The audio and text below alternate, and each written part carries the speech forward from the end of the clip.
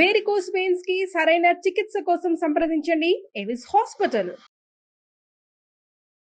నమస్తే రమ్మగారు. నమస్తే జీ.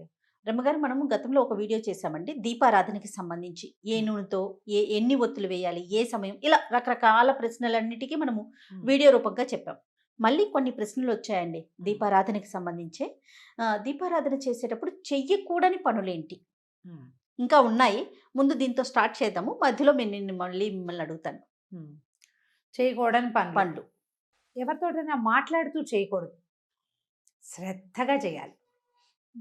ఏదైనా శ్లోకమో స్తోత్రమో భగవన్నామ సంకీర్తనం దేవుడి పాటలు వింటూ చేయొచ్చు. ఒకవేళ మనకు ఆ శ్లోకాలు రావనుకో, మనం ఏదో కౌసల్య సుప్రజారామో ఏదో పెట్టుకుంటాం పక్కన.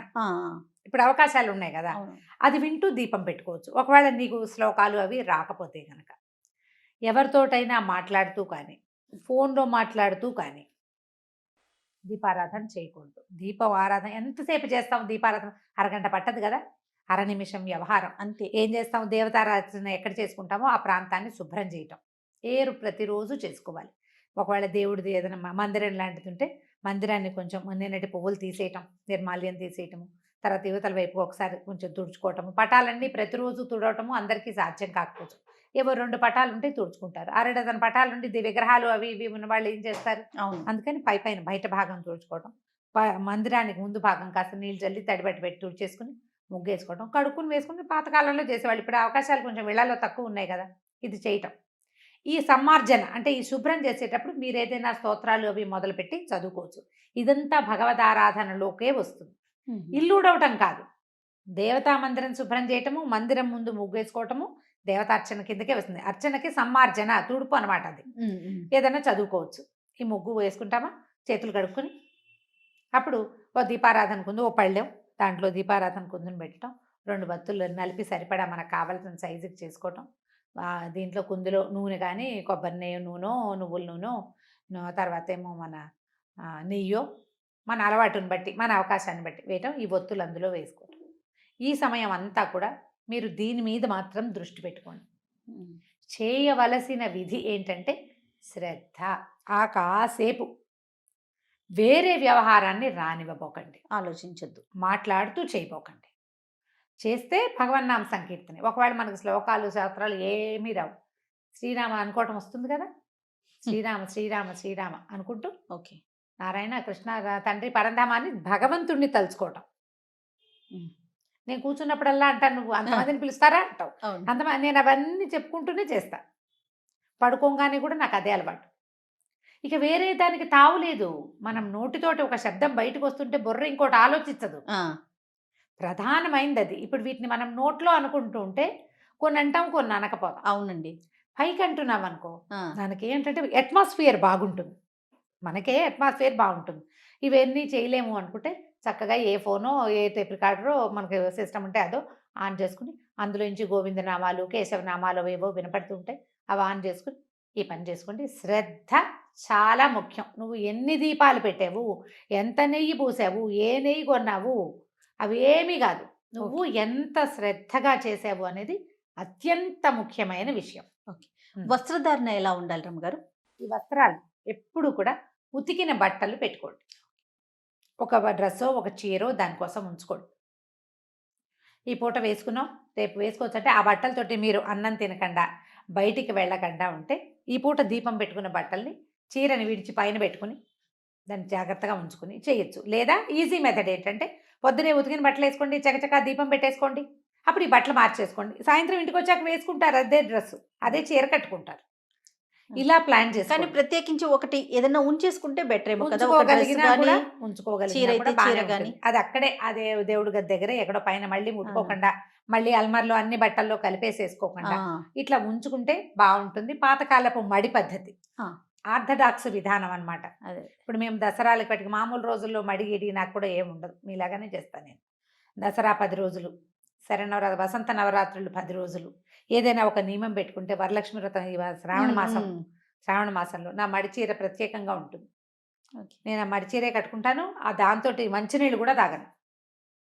పూజ అయిపోయాక మళ్ళీ చీర విప్పి పైన పెట్టుకుంటాను, మామూలు వేరే బట్టలు కట్టుకుంటా, మళ్ళీ రేపొద్దున దేవుడి గంధంలోకి అడుగు పెట్టేటప్పుడే ఆ మడి బట్ట కట్టుకుంటాం. అదొక పాత పద్ధతి. అదేలేండి. దానికి అవన్నీ విధానాలు, అలవాటు ఉండాలి, అవకాశాలు ఉండాలి. ఎవరి ఇంటి పరిస్థితులు బట్టి వారు వాళ్ళు. వారి మీరు అంత పద్ధతిగా చేయలేకపోయినా కూడా ఏ రోజుకు ఆ రోజు ఫ్రెష్ ఉతికిన బట్టలు మాత్రం వస్త్రధారణ అది పెట్టుకోండి.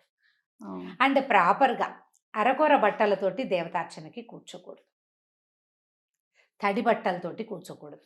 తడి బట్టతోటి దీపారాధన అవి చేయకూడదు. మంచిది కాదు, అది అశుభం అంటారు. అవును.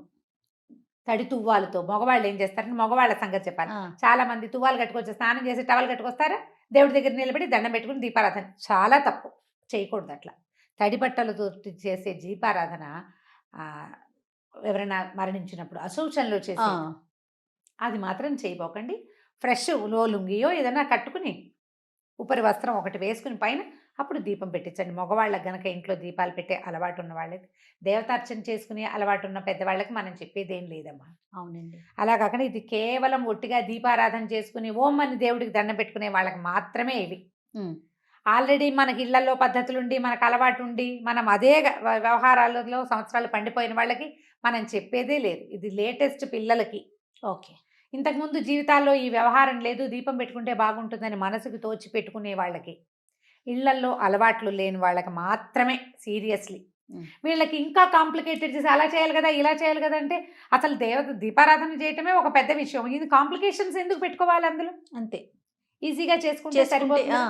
ఇలా శ్రద్ధ పెట్టి చేసుకుంటే సరిపోతుంది. మరి తలస్నానం చేస్తాం కదా రమ్మగారు, ఎట్లా? తడి జుట్టు ఆరాలా లేకపోతే ఎట్లా? అది ఎట్లా? తలస్నానం చేస్తే తలకి పిడ పెట్టుకుంటారు చాలా మంది, టవల్ చుట్టేసుకుంటాం. నెత్తి మీద టవల్ తోటి దీపం పెట్టకూడదు. తడి జుట్టుతో నీళ్లు కారిపోతూ ఉండకూడదు. జుట్టు ఆర్పేసుకోండి సగపడైన. ఆరిన జుట్టుని కొంచెం సంస్కరించి ముడి వేసుకుని దీపం పెట్టాలి. జుట్టు విరబోసుకుని దీపారాధన చేయకూడదు. జుట్టులో నుంచి నీళ్లు కారుతూ తడి తలతోటి దీపారాధన అశుభం, అది మంచిది కాదు. అది మరణానంతర వ్యవహారాలు అవి. మనం రోజువారీ దేవుడికి చేసుకునేటప్పుడు మీరు ఇలాంటిది చేయాలంటే అమ్మ సమయం పెట్టుకోవాలి. మేఘాల మీద నీళ్లు పోసుకుని అలాగే నీళ్ళు ఓడుకుంటూ వచ్చి ఎలాగోలాగా దీపం పెట్టి అట్లా చేయొద్దు. మీకు భగవంతుడి పట్ల శ్రద్ధ, ఈ పని పట్ల ఆసక్తి ఉంటే టైం మేనేజ్మెంట్ ప్రాక్టీస్ చేయండి. 10 నిమిషాలు తల గబగబా పెట్టుకుని తుడిచేసుకోవాలి తలని. ఇప్పుడు నేను ఎప్పుడు ఇలాగే కనపడతాను జయ, ఇలాగే ఉంటా కదా. నేను జుట్టు పైకి పెట్టకుండా దీపం పెట్టుకోను, నా జుట్టు మడత పెట్టి ఉంటుంది. అందుకనే కొసలు మెలికలు తిరిగిపోయి ఉంటాయి. ఎప్పుడు అంటావా నువ్వు? ఎందుకు అంటే నేను స్నానం చేస్తే తల పైకి మడుచుకుని, నాకు కొసలు కిందకుండి దీపం పెట్టే పద్ధతి లేదు మా ఇళ్లలో. పైకి పెట్టాల్సిందే. పూజ చేసుకున్నా, ఏ పూజ చేసుకున్నా ప్రతిసారి నేను అదే చేస్తా. ప్రతిరోజు నిత్యం జుట్టు పైకే ఉంటుంది, పైకి పెట్టకుండా చేయరు. కొసలు మడవటం అనేది ఒక విధానం. కొసలు విడిచి దీపారాధన పూజా విధానము చేయదు. ఇలా మామూలు ఆలయాల్లో కూడా వెళ్ళకూడదు అంటారు. ఆలయాల్లో కూడా 99% వెళ్ళకుండానే ఉంటాను జయ. పర్వదినాల్లో వెళ్ళే ఆలయాలకైతే అలాగే చేస్తా. ఇప్పుడు దానికి సాధ్యపడలేదు అనుకో, జుట్టుకి అవకాశం లేదు, కుదరలేదు. ఇంకోటి ఏంటంటే ఇటీవల కాలంలో పెద్ద అయ్యాక బాగా వస్తుంది ఆ సమస్య, తలనొప్పి. ఆ క్లిప్ పెట్టుకుంటే పైకి పెట్టి ముడేసుకుంటే తలకాయ నొప్పి వచ్చేస్తుంది. అవునండి, అమ్మ కూడా అదే మాట అంటారు. అదేమిటో అలా ముడి పెడితే తలనొప్పి వచ్చేస్తుంది అన్నమాట.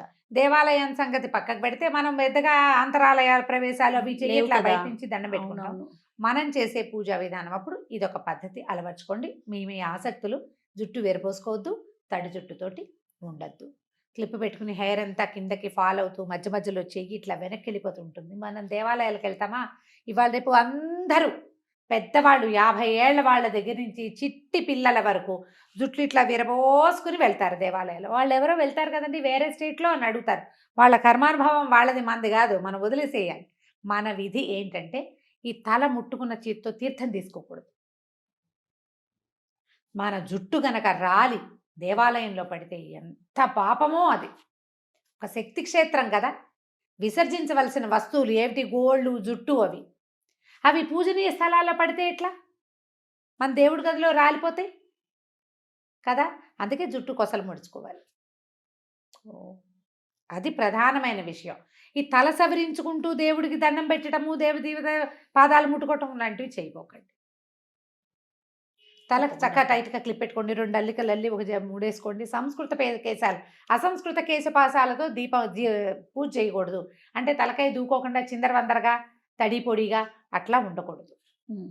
కాస్త ఒకసారి పైపైన కొంచెం అట్లా దువ్వి కొద్దిగా చిన్న క్లిప్ పెట్టుకోవటమో లేదా కాస్త 2 అల్లికలు కాస్త మడిచి పెట్టుకోవటమో చేసి దీపం పెట్టుకొని తర్వాత తీసేద్దాం, ఏముంది, అది ఎంతసేపు పడుతుంది. ఇది జ్ఞాపకం పెట్టుకోండి. అవకాశం ఉంటే చేయండి అమ్మా. ఇప్పుడు ఇందులో ఏంటంటే నేను 2 విషయాలు చెప్తా చేయండి. ఇవాళ రేపు ఎవరి ప్రయారిటీస్ వాళ్ళవి, ఎవరు ఎవరిని జడ్జి చేయకూడదు. ఈ 2 మన స్లోగన్స్. అవును. మన జీవితం ఇలాగే వెళ్తోంది. ఇప్పుడు పెద్దవాళ్ళు, మీ ఇంట్లో పెద్దవాళ్ళు ఉండే వాళ్ళకి ఈ విధానాలు ఉంటాయి, చెయ్యండి. వాళ్ళని గౌరవించండి. వారిని గౌరవించకుండా వాళ్ళ మనోభావాలు, భగవత్ సంబంధమైన మనోభావాలు దెబ్బతింటూ మీరు ఏది చేసినా ఫలించదమ్మా. ఎప్పుడు వాళ్ళు మిమ్మల్ని ఏదో ఒకటి అనుకుంటూ ఉంటారు. ఎందుకు వచ్చింది? పాజిటివ్ ఎనర్జీ లేదు చూడండి. వాళ్ళకి నచ్చేలా చేయండి. మీరే ఉన్నారు, మీకేదో బాగా చేసుకోవాలని ఉంది, ఏదైనా ఒక మంచి మాట ఒకరిని ఫాలో అయ్యి ఆ ఫాలో అయిన ప్రకారం చేయండి. దాంట్లో నుంచి బయటికి వెళ్ళద్దు. నియమం గనక పెట్టుకుని పనిచేస్తే ఎంత అద్భుతమైన ఫలితం ఇస్తుందో నియమం. నియమం ఇచ్చిన ఫలితం తపస్సు ఇస్తుంది. తపస్సు చేసిన వాళ్ళకి ఎట్లాంటి ఫలితాలు లభిస్తాయో నియమబద్ధంగా ఉండే వాళ్ళకి అలాంటి ఫలితం లభిస్తుంది.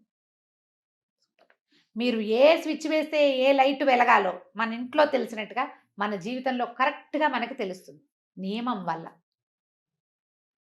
మీరు పెట్టుకోండి, వాటిని దాటకండి.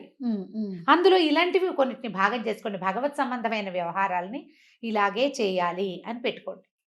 దీంట్లో కఠోరమైనవి, చెయ్యలేనివి పెట్టుకోవద్దు. సులువైనవి, మానకుండా ఉండగలిగేవి తీసుకోండి. అది దానికోసం తాపత్రయపడద్దు. భగవంతుడు ఎంత సులువైన నియమానికైనా లొంగుతాడు. ఆయన కావాల్సింది ఏమిటి? శ్రద్ధ, అంతే. అదే కావాలి.